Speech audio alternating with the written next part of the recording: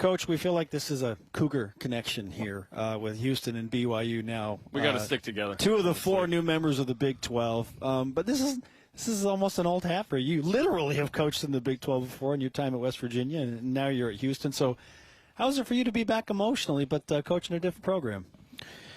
Well, go Cougs, right? So we can start with that. We don't play each other next year, so we can be the best of friends here. Yes. You know, I've seen Kalani at like 3 different spots over the course of the last few months, and you know, we've sat down and talked a lot. You know, he's an awesome guy and an awesome coach. You know, and I've competed against him a couple of times. I won one at West Virginia in 16. You know, and then they got us in Houston in 20. But just awesome guy and runs a great program. So I'm a big fan, you know. But you know, I was two things. You know, I was from a personal standpoint, I was in the Big 12 for 17 years. You know, I was 8 years at Texas Tech, you know, 1 year at Oklahoma State, and then 7 of the 8 years was at West Virginia. So it's a little bit of an old, you know, wore down hat for me, you know, to say the least. I know everything about, you know, most of these people, and then, you know, the new schools coming in, you know, I know a little bit about BYU, what I just said. You know, Cincinnati, we've played them 4 times in the last 4 years. Central Florida, we've got a pass with them.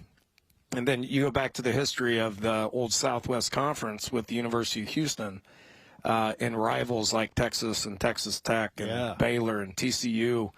You know, and then you got some West Virginia stuff, which obviously I've got connections with. So dang near everybody in our league or on our schedule, we got a lot of past and a lot of history with them. So it's good to be back. Are you the most connected guy in the league at this point? Is that maybe? I've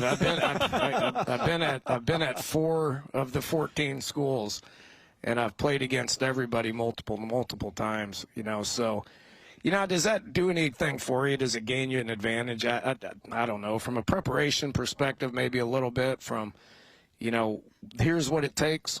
You know, over the last 18 months, you know, we've had a lot of closed-door meetings on what staffing needs to look like, what budget needs to look like, what, you know, travel's going to look like, and what your team needs to look like. I think it's gave us some advantages. Now, those advantages go away when it's game week.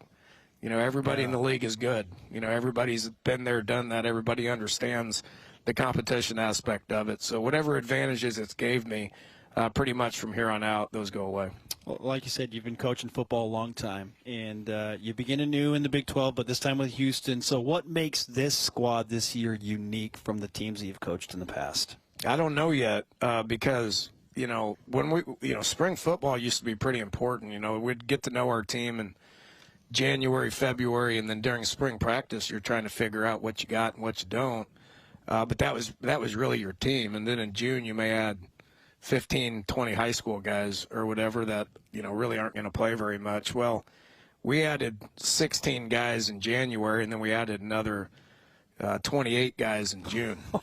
So I literally went through spring practice with 55% of my roster. Wow. And a lot of the guys coming in June are transfers and guys that we're going to be counting on to play. So, you know, until we come together as an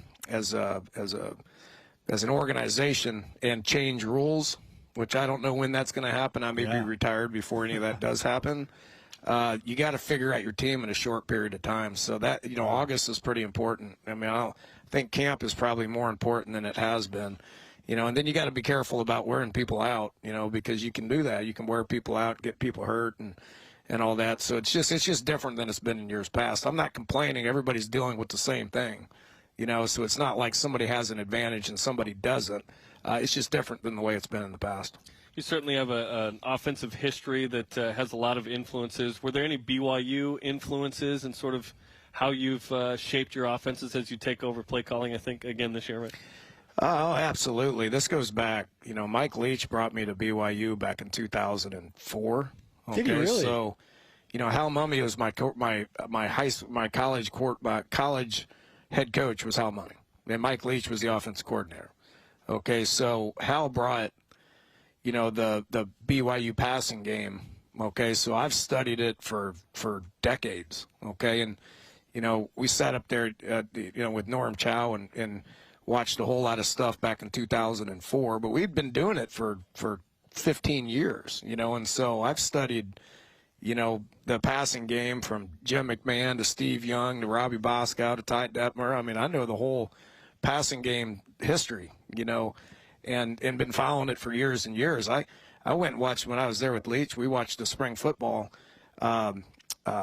practice on a Saturday afternoon where Steve Sarkisian was the quarterback. Back in 95, 96? And I met him, so my dates may be way off or whatever, but he was practicing, and we were there like studying the game and all that stuff, and so I paid attention to it forever, and what we do offensively has some BYU passing game currently to this day.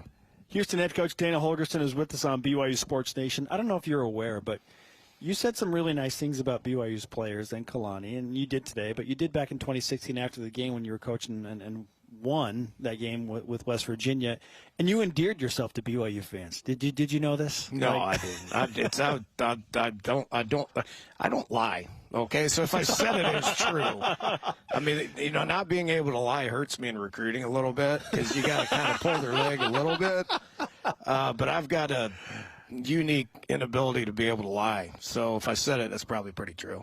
I do. I've known Kalani for a long time. And that 16 season was kind of the first time that I talked to him. Mm-hmm. We got a mutual friend in Doug Alisaya, who's the strength coach at Utah up the road, but.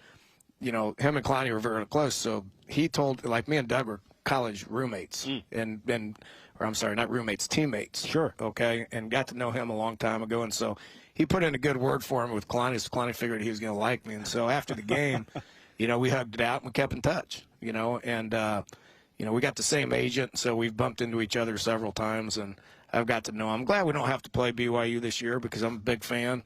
Sure, that'll go away here in about a year. He cannot lie. You cannot. Oh, Coach, it's great to have you on BYU Sports Nation. We appreciate your insights and certainly the experience that you bring to the conference. Best jacket we've seen. There you go. Best jacket at Big 12 Media Day. I'm Kalani, I said that. I'm rarely best dressed. I did see him out there. He looks pretty sharp in that suit, but I don't wear suits That's anymore. great. That's an acceptable red, Coach. It's not Utah red. That's an acceptable It's not red. crimson, so we're good. There you go. All right, appreciate you guys. Go Cougars. Coach. Thank you.